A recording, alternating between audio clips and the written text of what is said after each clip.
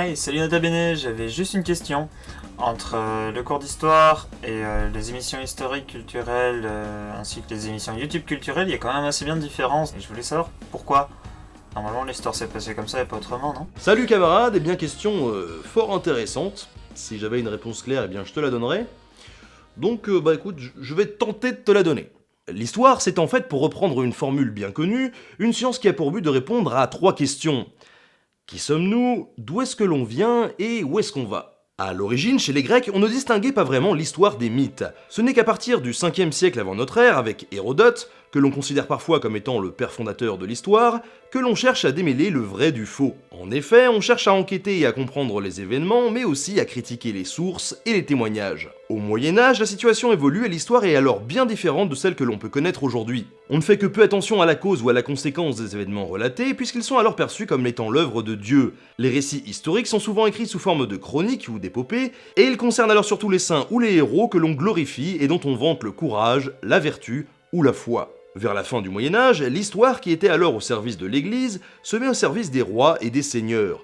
Les faits relatés sont alors clairement au service de ces derniers. Ainsi, le même récit d'une bataille, selon qu'il est écrit par le vainqueur ou le vaincu, est assez différent, puisque le premier aura tendance à exagérer, tandis que le second cherchera au contraire à minimiser les faits. Si souvent ces récits sont assez orientés et incomplets, c'est aussi à cette époque que les auteurs de récits historiques commencent à compiler les sources, à faire attention à la chronologie et à chercher ce qui se rapproche le plus de la vérité.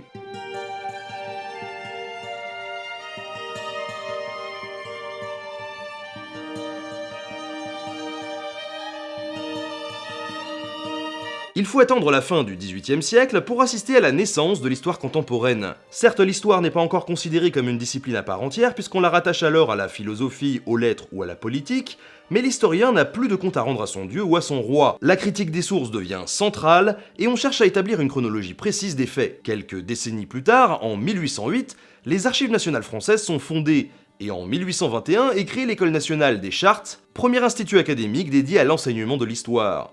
L'histoire qui devient alors au début du 19e siècle une véritable discipline. Elle passera alors par plusieurs courants successifs, tout d'abord par le romantisme qui se penche sur la sensibilité, les sentiments et l'esthétisme et qui met l'accent sur la réflexion et sur la critique, mais aussi par le libéralisme et par le nationalisme. Alors ok, c'est une discipline académique, mais elle se laisse quand même influencer par les idées du moment. Il faut attendre la fin du 19e siècle pour voir apparaître la notion de recul avec l'histoire positiviste. En effet, le courant positiviste vise plus d'objectivité dans l'histoire, et décide alors de ne s'intéresser qu'au passé révolu. On évite également toute forme de comparativisme, on se concentre alors sur les événements, on met de côté tout le côté sociologique, et on se concentre sur l'histoire politique et militaire de la France. Si cette période est contestée, c'est sans doute parce qu'elle avait tendance à mettre en avant des grandes figures historiques françaises, la Troisième République ou encore le colonialisme. Mais la discipline se dote néanmoins d'une vraie méthodologie et on remet en question les sources qu'on a sous les yeux. En 1929, la revue historique appelée Les Annales fait son apparition. Cette revue marque profondément la discipline, puisque non contente de mettre fin au positivisme, elle est à l'origine d'un nouveau courant de pensée. L'histoire élargit drastiquement son objet d'étude, et vient pour cela alors solliciter d'autres domaines, comme la sociologie, l'anthropologie, l'économie ou encore la géographie. On cherche alors à comprendre le présent en se penchant sur le passé, on s'intéresse fortement à l'organisation sociale et à la psychologie des masses, l'homme est alors indissociable de l'environnement dans lequel il évolue. Mais depuis quelques décennies, cette nouvelle façon de faire l'histoire, elle est elle aussi remise en cause. Jacques Le Goff lui-même, un grand historien, lui reproche d'être un peu trop spécifique. On fait de l'histoire de l'art, on fait de l'histoire de l'économie, on fait de l'histoire de la littérature, alors que tous ces domaines sont finalement assez liés et que si on faisait une étude plutôt globale, ça nous permettrait de comprendre un petit peu mieux le monde dans lequel on évolue.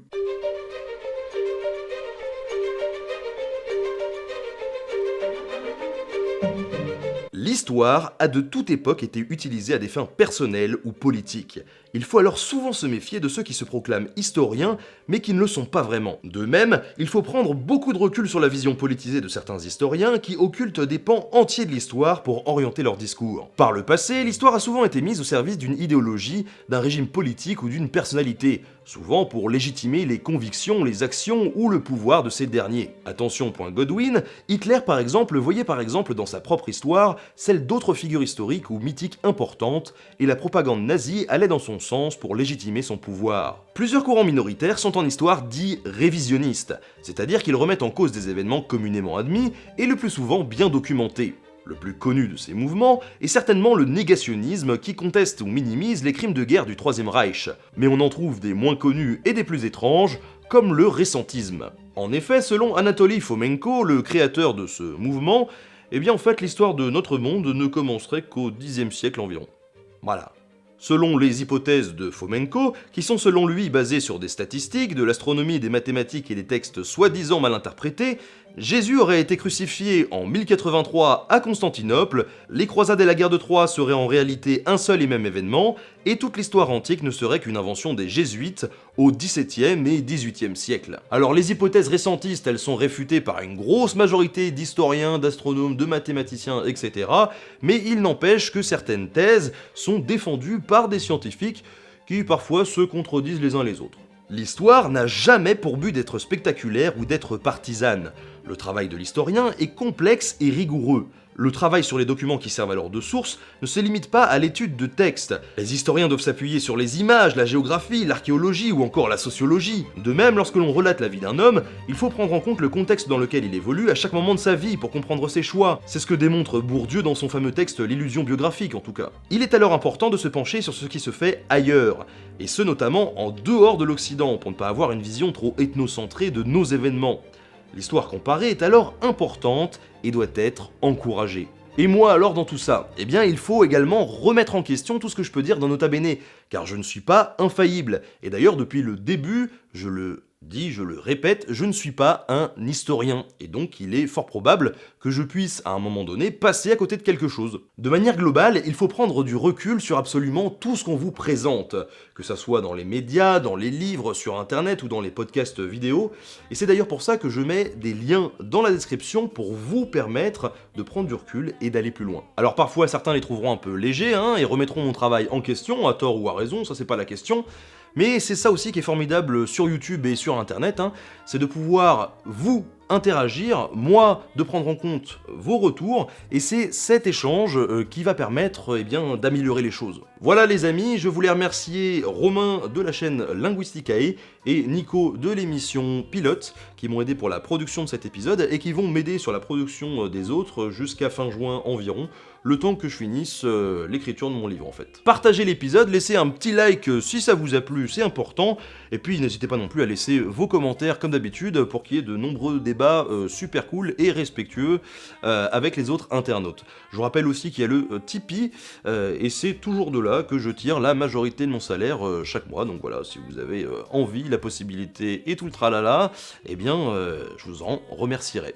Moi je vous dis à la prochaine pour un nouvel épisode. Salut.